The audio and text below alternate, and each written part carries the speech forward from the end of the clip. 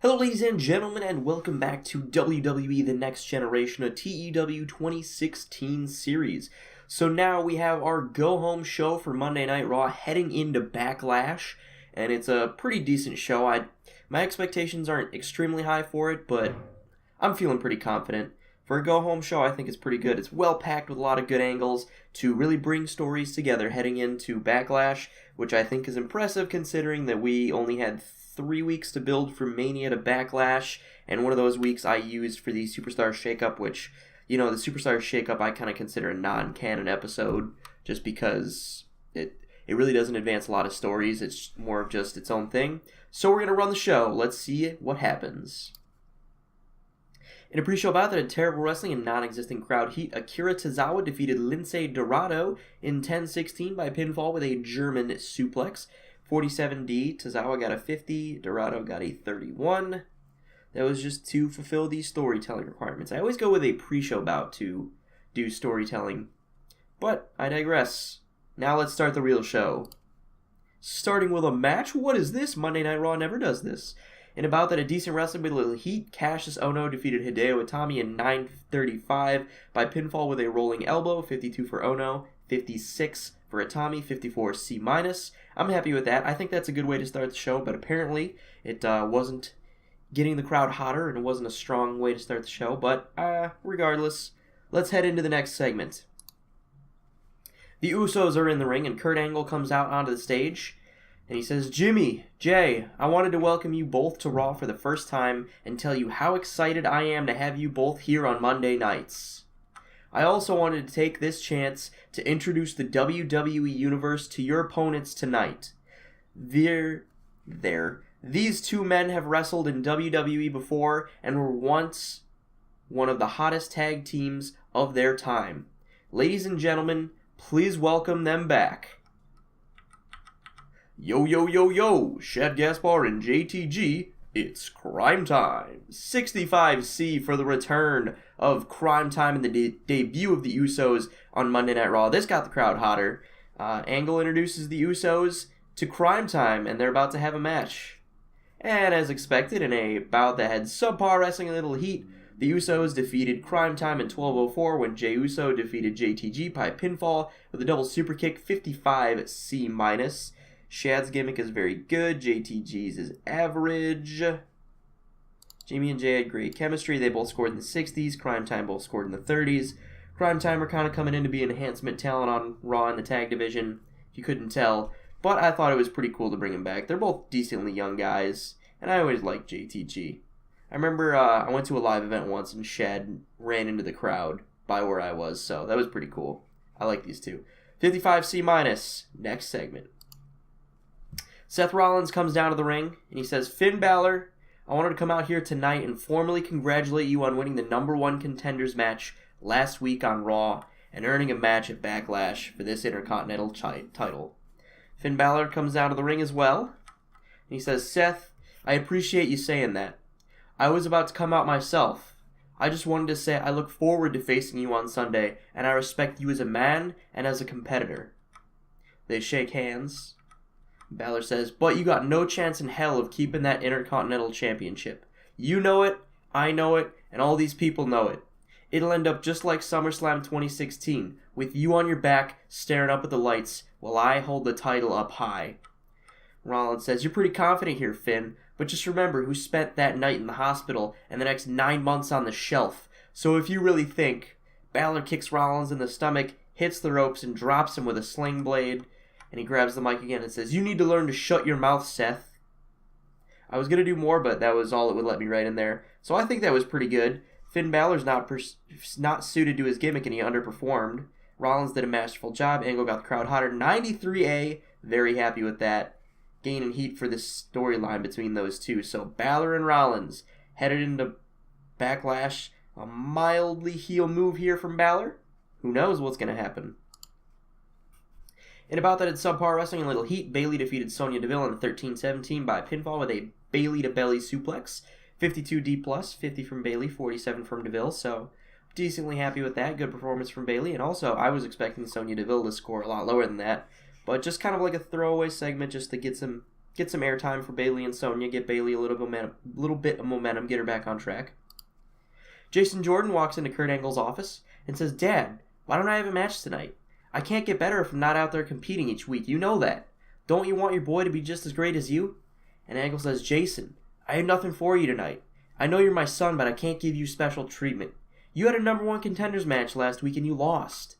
Now you have to wait your turn." And Jason says, "But Dad, you have to let me wrestle.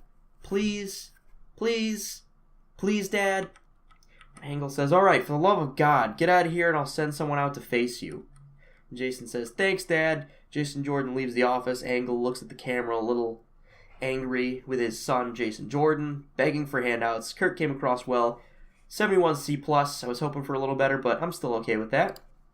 In a decent match, Braun Strowman defeated Jason Jordan in 7:18 by pinfall with a standing triangle choke. 73B-. I need to update that to be the Power Slam. Braun got a 75. Jordan got a 56. A little bit of a squash match there. Jason Jordan gets dominated by Braun Strowman. Kurt Angle punishing his son a little bit for begging for opportunities. And that might be a little storyline that we lead into. Bobby Lashley's walking backstage when Titus Worldwide come up to him. And Titus says, Bobby, come on over here. I'm about to make you an offer you cannot refuse. How would you like to join Titus Worldwide?" Lashley stares at him blankly. And Titus says, "We can offer you branding, advocacy, and connections. Dan here was looking at your statistics she has on you, and we think you would benefit greatly from joining. What do you say?" Titus puts his arm around Lashley and kind of pulls him in close, but Lashley proceeds to throw him into a nearby wall. Apollo tries to defend Titus, but gets scoop slammed onto the floor by Lashley, and Dana Brooke tends to Titus and Apollo while they're on the floor, and Lashley says, "Give me some time to think about it. I'll let you boys know." Then he walks away, leaving those two kind of like beat up on the floor. So the potential of Bobby Lashley going to Titus Worldwide, foreshadowed in this segment, 70C+. I was hoping for a little bit better, but not terrible. And about that, at Subpar Wrestling in Little Heat, Ember Moon defeated Naomi in 10:24 by pinfall with a top rope stunner. Oh, I gotta change the name of that to the Eclipse. 50D+, happy with that. 49 from Naomi, only a 41 from Ember Moon. So not super happy with that. We gotta get Ember Moon a little bit more over. But, decent match. Oh, because the product isn't based 50-50 on in-ring performance and overness. That's right, it's regular WWE product, so it's based more on overness than... Okay. I forgot that's how WWE books. Okay. It'll get better from now on. Alright, got it now. Oh, shit, I forgot to make Carmella on screen. Well, that sucks. Carmella comes down to the ring and says, "So Ruby Riott thinks she can just come to Raw, call my Raw Women's Championship win her doing, and then make herself number one contender? Normally I would say no way. But Ruby, you caught me at a good time. You see, I feel sorry for you. You're all alone here on Raw. No little cronies to do your bidding. You had to leave Liv and Sarah on SmackDown. Or rather, they left you. I accept your challenge, even though I know beating you will be no challenge at all. Mella out."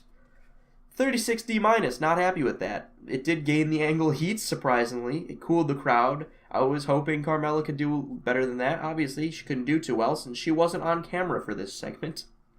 So hopefully, I won't mess up more Raw segments in the future. Finn Balor's walking backstage when he runs into Luke Gallows and Carl Anderson.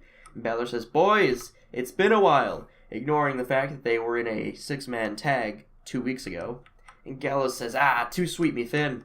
And Anderson says, "So, we hear you got a big Intercontinental title match on Sunday. You need a couple of good brothers watching your back?"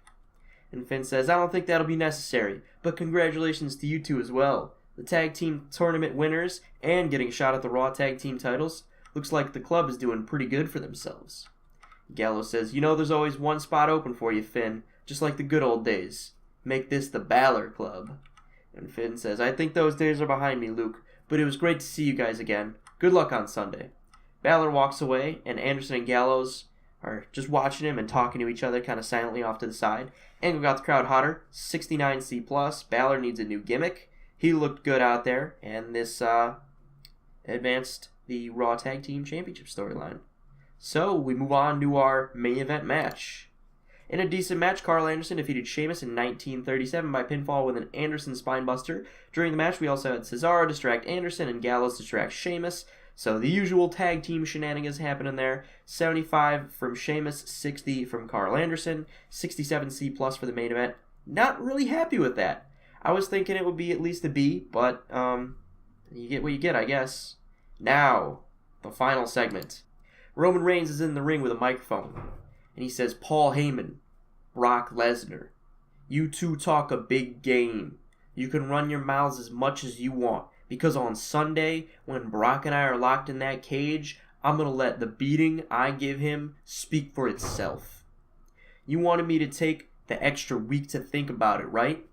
Well, I think I'm going to kick Brock's ass twice as hard now. Brock Lesnar, you woke up something in me. A more aggressive Roman Reigns. I'm not the big dog anymore. I'm the... Lesnar slides into the ring, picks up Reigns, and floors him with an F5. But Roman immediately gets back up while Brock has his back turned and he's kind of gloating with his hands up. Brock turns back around. Roman levels him with a spear. Brock is clutching his midsection as he rolls out of the ring. He can't get up. Paul Heyman has to help Brock to his feet.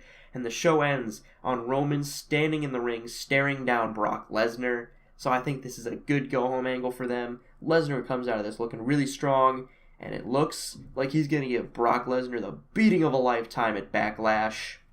Roman Reigns worked the crowd well, using the freedom to improvise to his advantage. Very surprised by that. 100-day star for this segment. Very happy with that.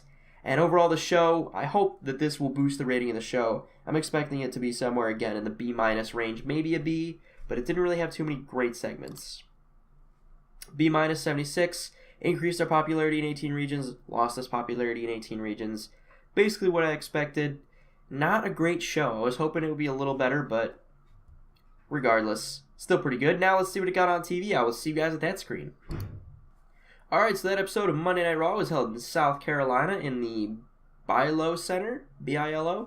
Not exactly sure, in front of 11,103 screaming fans. It got a 21.87 on TV. That's 16.4 million viewers. So again, the ratings are kind of down from those first few draft and post-Mania episodes, but it's alright for me. So I want to thank you guys for watching, and I will see you on SmackDown Live, the go-home show to Backlash for SmackDown.